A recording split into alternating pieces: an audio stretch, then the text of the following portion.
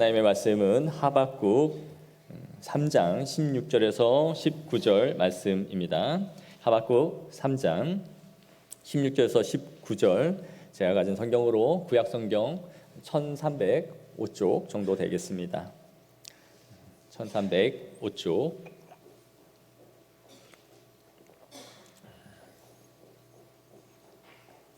하박국 3장 16절에서 19절 말씀, 우리 다 같이 1305쪽 정도 되겠습니다. 다 같이 한 목소리로 16절부터 19절 말씀 읽겠습니다. 시작.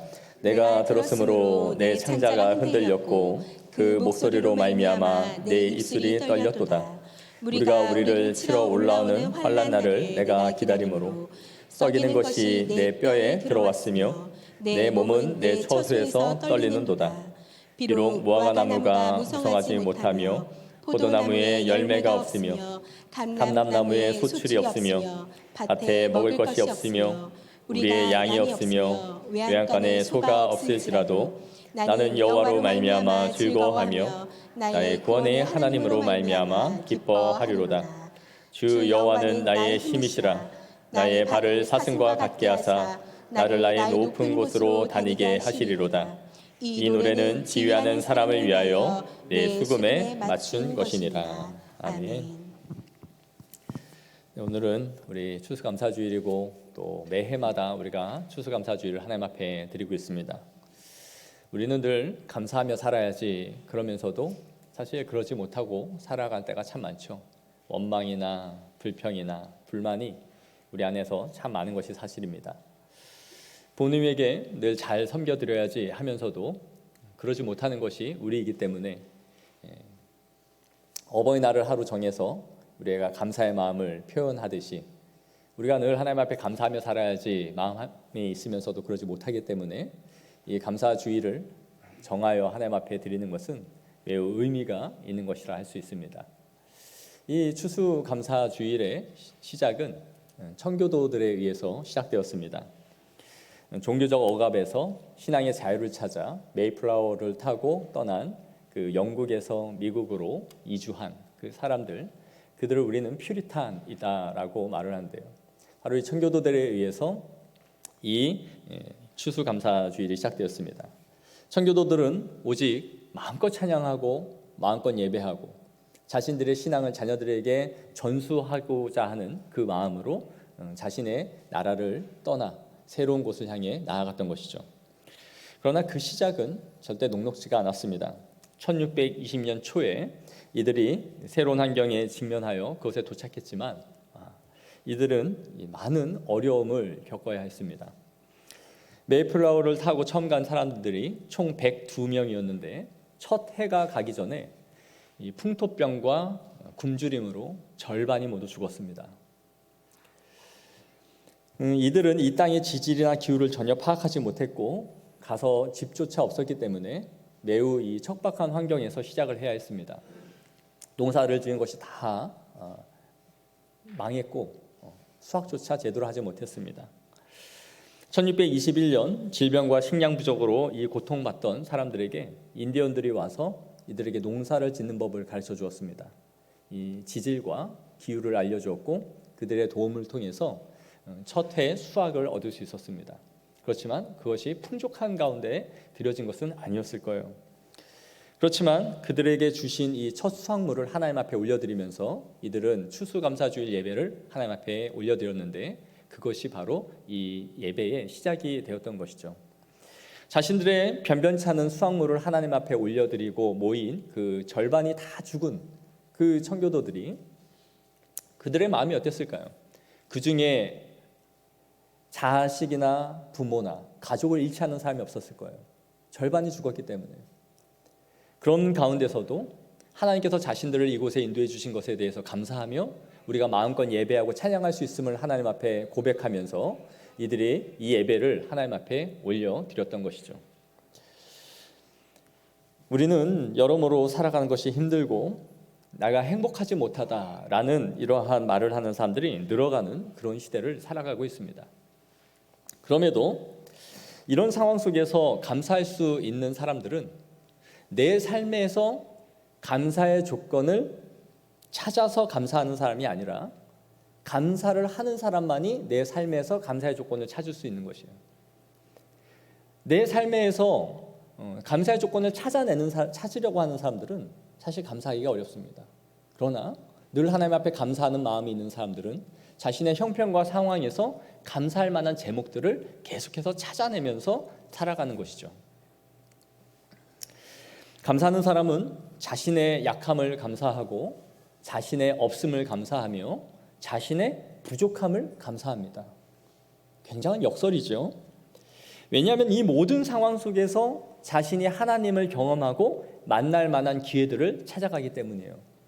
내가 약하기 때문에, 내가 부족하기 때문에, 내가 없기 때문에 하나님과 밀접하게 교통하며 살아가고 있다라는 그 확신을 갖기 때문에 내가 없는 중에서 오히려 하나님을 찾을 수 있는 사람들이 바로 그리스도인들인 것입니다. 누구라도 자신의 한 해의 가정 동안 일어난 모든 일들을 생각할 때에 우리 집이 평안하고 또 자녀들이 무탈하고 진급도 되고 집도 사고 또 자신이 하고 있는 일들이 안정되고 평안하면 누구라도 하나님 앞에 감사할 거예요. 그것은 당연한 것입니다. 감사를 하지 않는 것이 이상하죠. 잘 되어져 가는데 감사를 하지 않을 이유가 없습니다. 그러나 그리스도인들은 바랄 수 없는 중에서 감사하는 사람들이에요. 기대하지 않고 도저히 이 상황과 형편 속에서는 감사의 조건이 나올 수 없음에도 불구하고 감사할 수 있는 사람들이 유일한 바로 그리스도인들인 것입니다. 평안하고 일이 잘 풀릴 때에는 하나님을 믿지 않는 사람들도 늘 감사합니다 라고 말할 거예요. 하지만 내 기대가 다 무너지고 내가 그토록 바라던 기도의 소원들이 전혀 다른 방식으로 응답이 되어지고 내가 기대하던 모든 기대들이 소망이 꺾여지는 상황에서도 내가 하나님을 감사할 수 있는가 하는 것을 우리는 생각해 봐야 하는 것이죠. 오늘 우리가 읽은 이 하박국 선지자는 이렇게 말해요. 내가 들었으므로 내 창자가 흔들렸고 내 목소리로 말미암아 내 입술이 떨렸도다. 이 히브리인들에게 있어서 이 창자는 인간의 가장 깊은 내면의 자리를 의미했어요. 그런데 하박국 선지자가 내 창자가 흔들렸고 내 입술이 파르르 떨릴 정도로 내가 지금 공포와 두려움 가운데 있다라고 말하는 거예요. 왜 그랬을까요? 그것은 이 하박국 선지자가 하나님 앞에 그토록 기도하고 아랬던 방식과는 전혀 다른 방식으로 하나님이 응답을 하셨기 때문입니다. 하나님이 하박국 선지자에게 하신 말씀은 내가 바벨론이라는 나라를 통해서 너희 나라 유다를 이제 징계할 것이고 심판하겠다라는 메시지였어요. 하박국 선지자는 이걸 도저히 받아들일 수 없었습니다. 우리가 세계사에서 아는 바벨로니아 제국, 이 바벨론이 어떻게 우리나라 하나님의 선민을 이렇게 무자비하게 짓밟을 수 있습니까? 우리는 하나님을 믿는 백성들인데 어떻게 할례받지 않는 저들이 이렇게 우리나라를 점령하고 우리나라를 무차별로 짓밟을 것이다 라고 이런 심판의 메시지를 나에게 허락하십니까? 라고 말한 것이죠. 하나님, 이것은 하나님의 공의에 합당하지 않습니다. 그래서 하박국 선지자는 무리가 우리를 치러 올라오는 환난 날에 내가 기다림으로 썩이는 것이 내 뼈에 들어왔으며 내 몸은 내 처소에서 떨리는도다 라고 말했어요. 그들이 우리를 짓밟힐 걸 생각하니까 내가 뼈가 삭는 것처럼 고통과 두려움에 지금 처해 있습니다 라고 말을 하는 것이죠. 당시 바벨론은 정말 잔인한 방식으로 세계를 제패해 나갔습니다. 남녀노소를 가리지 않고 부녀자의 배를 갈랐고 어린아이들을 무차별로 죽였습니다. 지금도 중동의 가자지구에서 전쟁을 보면서 어린아이들이 죽어가는 것을 우리가 보면서 가슴 아파하지만 바벨론은 피와 눈물도 없이 모든 나라를 다 짓밟으면서 세계의 제국을 건설한 나라가 바로 바벨론이었어요. 아수르를 무너뜨리고 바벨론이 새로운 신흥 강국으로 탄생하고 있었던 것이죠. 그러나 이러한 상황 속에서 하박국 선지자는 17절에 반전의 고백을 하게 되는데 바로 우리가 읽은 이 본문입니다. 비록 무화과 나무가 무성하지 못하며 포도나무에 열매가 없으며 감람나무에 소출이 없으며 밭에 먹을 것이 없으며 우리의 양이 없으며 외양간에 소가 없을지라도 나는 여호와로 말미암아 즐거워하며 나의 구원의 하나님으로 말미암아 기뻐하리로다. 무화과, 포도나무, 감람나무는 이 팔레스틴 지방에서 없어서는 안 될 가장 중요한 과실이었어요. 그런데 바벨론이 침공을 하게 되면 이 모든 것을 약탈할 것이고 기마병들이 휩쓸고 간 지난 그 자리는 황폐화되어 더 이상 농사를 지을 수 없는 상황으로 전락하고 말 거예요. 그러면 그들에게는 식량이 없을 것이고 그 식량을 찾기 위해서 한 해 동안 농사를 지을 수 없어서 가축들을 모두 다 잡아먹겠죠. 이 부족한 식량을 채우기 위해서, 그리고 성경에 예언한 대로 너희가 어느 정도까지 식량이 없어 고통할 것이냐, 너희들의 자녀를 잡아 먹을 정도로 고통을 받게 될 것이다. 이렇게 황량하고 참혹한 상황을 바라보고 있는 것이죠. 그럼에도 불구하고 지금 17절에 하박국 선지자는 내가 여호와로 말미암아 즐거워하며 구원의 하나님으로 말미암아 기뻐하겠습니다 라고 반전의 고백을 하면서 이 하박국 선지서를 마무리 짓고 있는 거예요. 이것이 오늘날 우리의 상황과 형편으로 이 고백을 바꾼다면 어떤 고백이 될까요? 비록 빚과 대출 이자가 쌓여 있고 직장에서는 실직을 당하고 내 몸이 병들어 아프고 자녀들은 온갖 말썽과 사고로 인해 그동안 모아놓은 모든 돈을 다 배상을 하여 잃어버리고 앞으로 나에게 어떤 일이 일어날지 전혀 기대할 수 없는 이 상황이 나에게 온다 할지라도 나는 여호와로 말미암아 기뻐할 것이며 구원의 하나님으로 말미암아 즐거워할 것입니다 라고 고백하는 거예요. 이 고백이 여러분 가능할까요?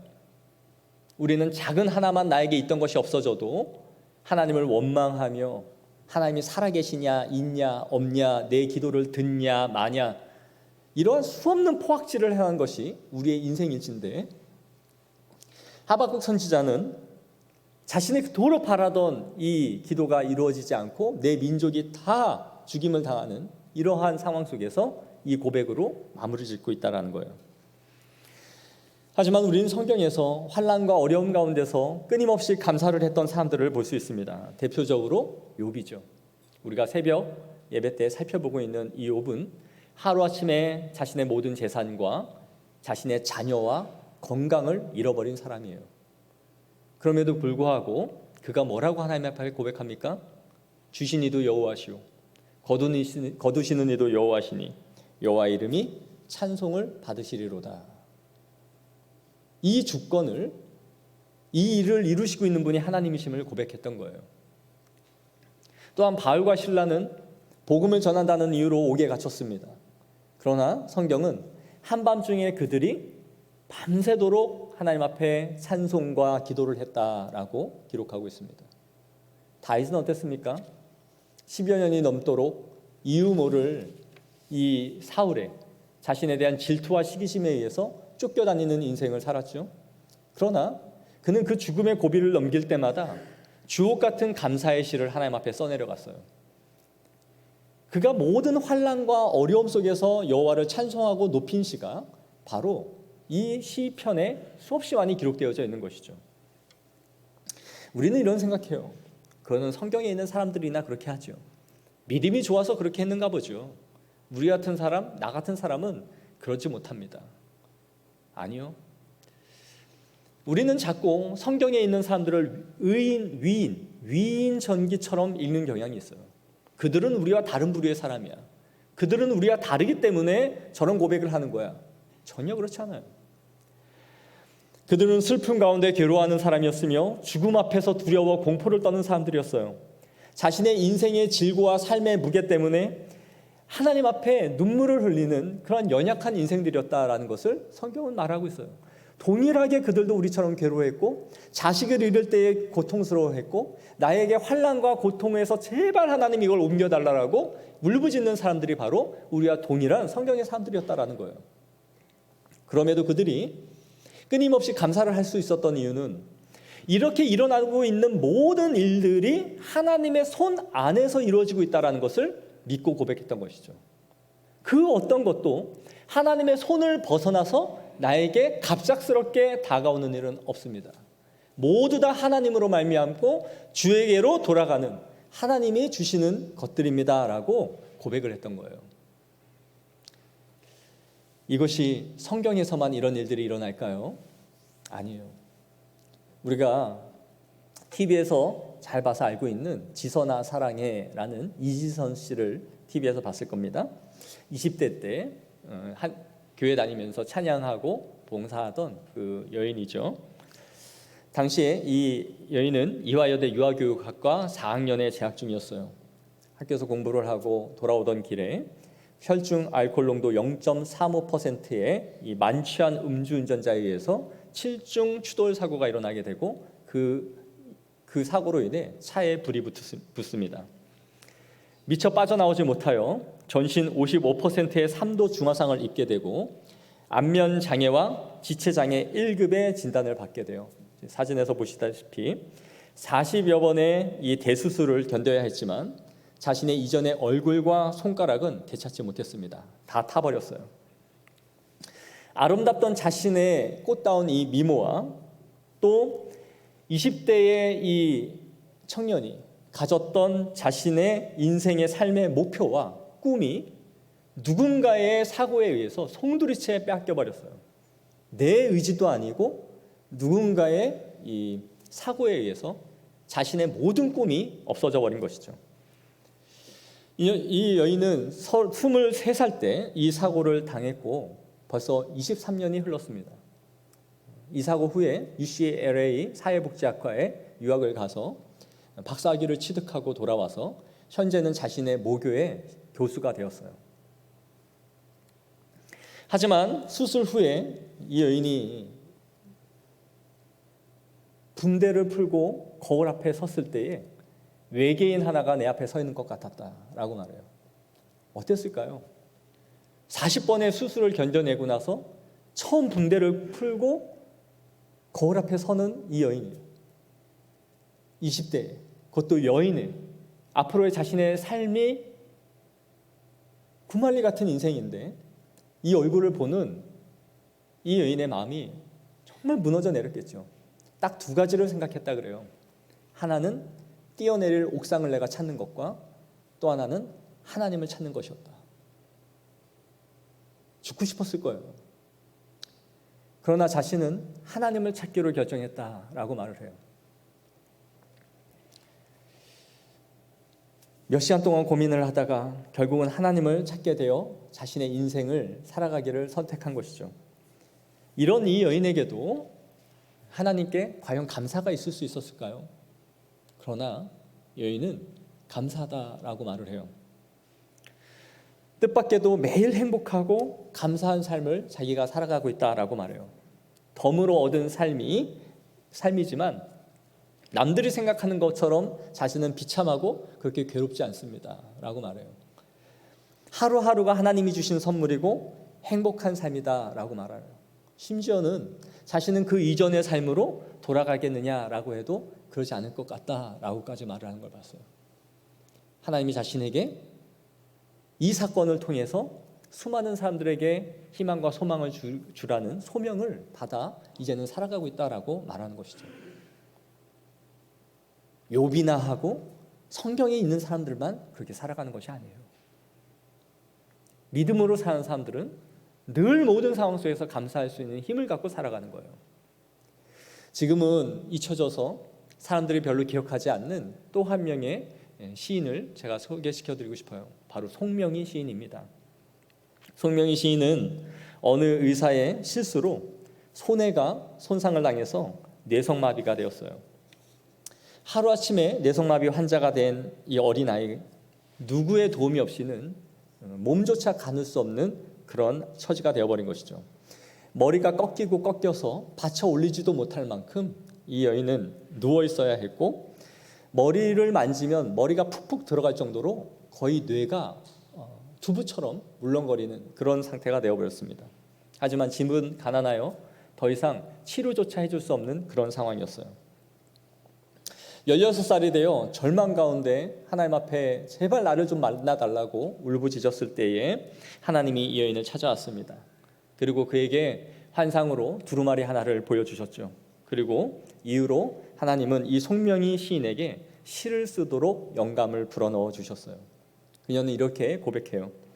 복음의 비밀 이외에도 주님은 일기장 한 장도 다 채우지 못할 정도로 문학에 소질이 없었던 나에게 문학을 가르치셨고 예술성을 불어넣으셨다. 하나님께서는 시를 불러주셨고 그 시를 통해 나에게 말씀하셨다. 내가 힘들 때, 의심에 사로잡힐 때 주님은 언제나 나를 부르시고 주님의 말씀들로 채워주셨다. 이 시인이 시를 쓰면 여러분 혹시 TV에서 보셨는지 모르지만 연필을 입에다 물고 종이를 벽에다 세우고 그렇게 시를 써내려갔어요. 그렇게 써내려간 시가 바로 우리가 잘 알고 있는 굉장히 사람들에게 사랑을 받았던 나라는 시입니다. 주찬양 선교단에 의해서 여기에 곡이 붙여졌고 그래서 우리가 애창을 하게 됐죠. 그 가사를 보시면 나 가진 재물 없으나 나 가진 지식 없으나 나 남에게 있는 건강 있지 않으나 나 남이 없는 것 있으니 나 남이 못 본 것을 보았고 나 남이 듣지 못한 음성 들었고 나 남이 받지 못한 사랑 받았고 나 남이 모르는 것 깨달았네. 공평하신 하나님이 나 남이 가진 것 나 없지만 공평하신 하나님이 나 남이 없는 것 갖게 하셨네. 이 여인에게 나온 이 엄청난 고백은 공평하신 하나님이라는 것이었어요. 이 여인이 처음부터 이런 고백을 할 수 있었던 것이 아니에요. 절망과 삶의 외로움과 인생의 무게, 이 경제적인 좌절, 정말 뗄거리조차 없는 이 극심한 가난과 고통 속에서 하나님을 향한 원망과 고통을 쏟아내고 있을 때 하나님이 이 여인에게 찾아오셔서 이 시를 말씀하셨어요. 하나님이 시를 말씀해 주셔서 써내려가는데 후렴구에 가서 주신 말씀이 바로 공평하신 하나님이라는 것이었어요. 이 여인이 쓰다가 멈추고 하나님 앞에 엄청난 항의를 하기 시작해요. 하나님 뭐가 공평합니까? 도대체 뭐가 공평합니까? 모든 사람이 다 갖고 있는 것을 나는 아무것도 갖고 있지 않은데 하나님 도대체 뭐가 공평하게 나한테 이렇게 잔인하게 공평하신 하나님이라고 글을 쓰게 하십니까? 완강하게 거부했어요. 공평하지 않다고. 그러나 하나님이 하시는 말씀을 거절하지 못했죠. 결국 그 여인은 이 공평하신 하나님이라는 이 시를 써내려갔습니다. 그리고 그 시가 바로 나라는 이 시로 완성이 되었어요. 이 여인의 간증이 알려지면서 어느 날 송명희 시인에게 극동방송 부사장이었던 임경석 장로님이 찾아와서 이런 제안을 해요. 어머니와 둘이 살고 있는 이 시인에게 당신에게 우리가 어떻게든 후원을 받아서 미국으로 데려가서 치료를 한번 해보겠습니다. 그토록 가난 속에서 치료 한번 제대로 받지 못했던 이 여인에게 엄청난 기회가 찾아온 것이죠. 몸이 얼어붙는 것처럼 아무 말도 못하고 있었다 그래요. 그러자 어머니는 이 아이가 내 딸이 결정할 문제다라고 하면서 말을 회피하셨고 송명희 시인은 잠시 눈을 감고 하나님 앞에 기도를 하기 시작했어요. 그리고 나서 잠시 후에 눈을 뜨고 나서 이렇게 고백합니다. 주님이 만들어 놓으신 그대로 살겠어요. 저는 이대로가 좋아요. 이 말을 들은 임경석 장로님이 이 여인을 부둥켜 안고 너무너무 울어봅니다. 전기에 감전되는 것 같은 충격을 받았다.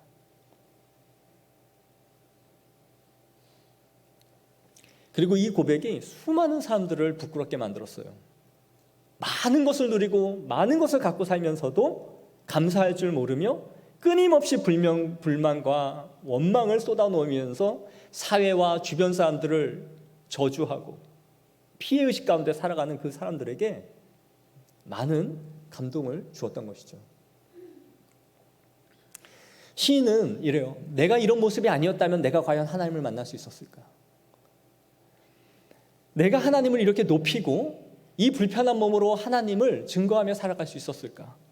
나에게 찾아와 주셔서 이런 너를 사용하겠다. 내가 앞으로 너를 들어쓰겠다라고 하신 그 말씀이 어떻게 성취되는지를 이 여인은 보았던 것이죠.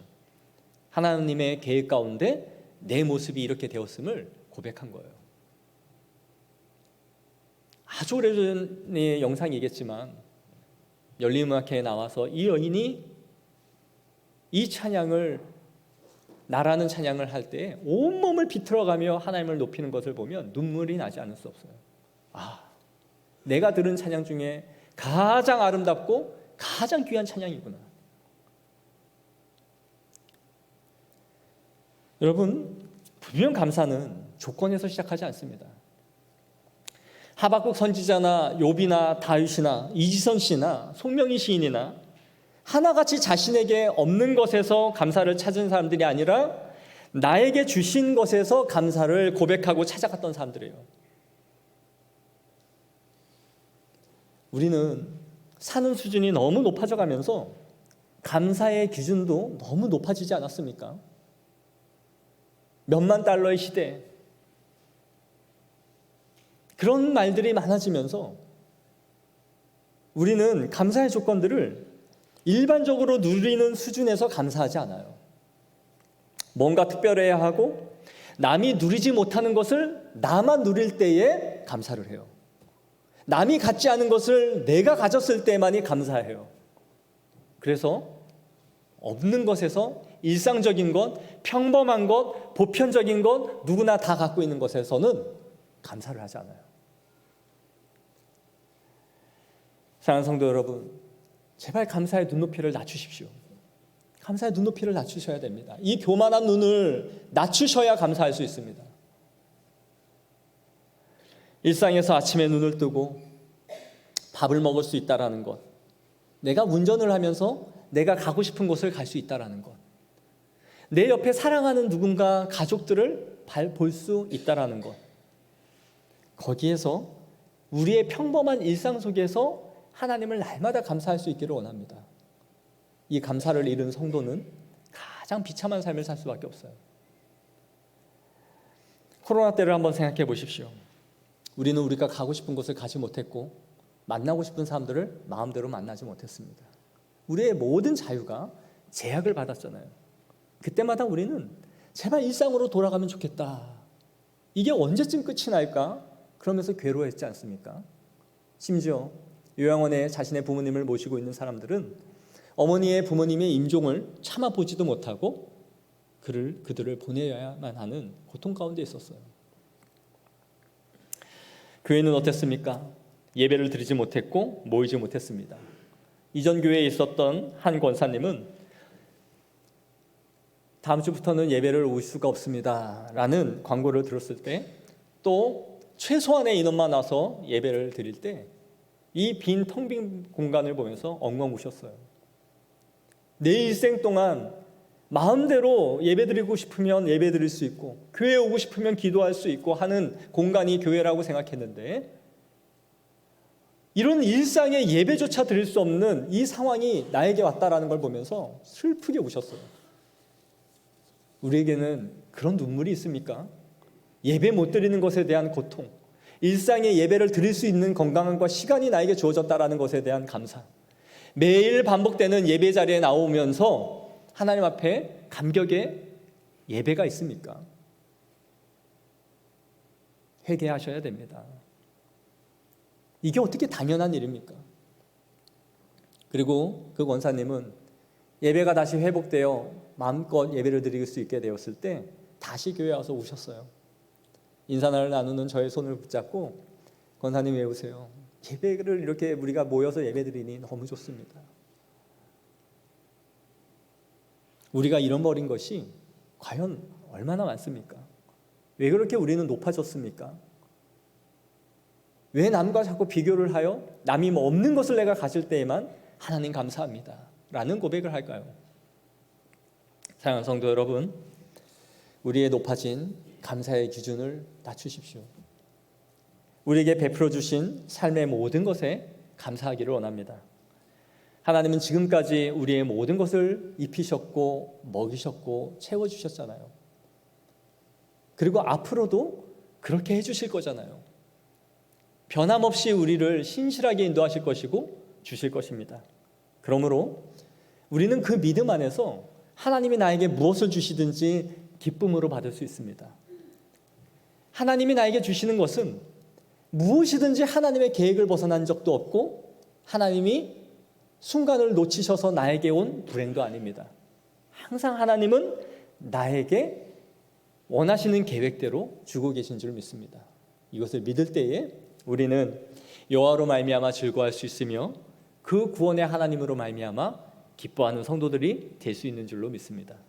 이 감사주일을 맞아 우리의 삶에 모든 것을 주신 하나님을 높여드리며 감사 가운데 살아가는 믿음의 성도들이 되어지기를 축복합니다. 기도하겠습니다. 하나님 감사합니다.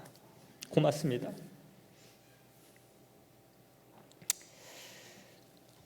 우리의 일상을 살아갈 수 있게 해주심을 감사합니다. 예배 드릴 수 있게 해주셔서 고맙습니다. 예배 드릴 수 있는 시간과 건강과 이 귀한 교회를 허락하여 주심을 감사합니다. 하나님, 한 해에 한 번 이렇게 감사하고 끝나는 것이 아니라 늘 하나님을 감사하며 높이는 인생이 되게 하여 주옵소서. 그리하여 하나님, 범사에 감사하고 주님이 베풀어 주신 은혜를 우리의 삶 가운데 늘 찾아서 영광 올려드릴 수 있는 그러한 삶이 될 수 있도록 주님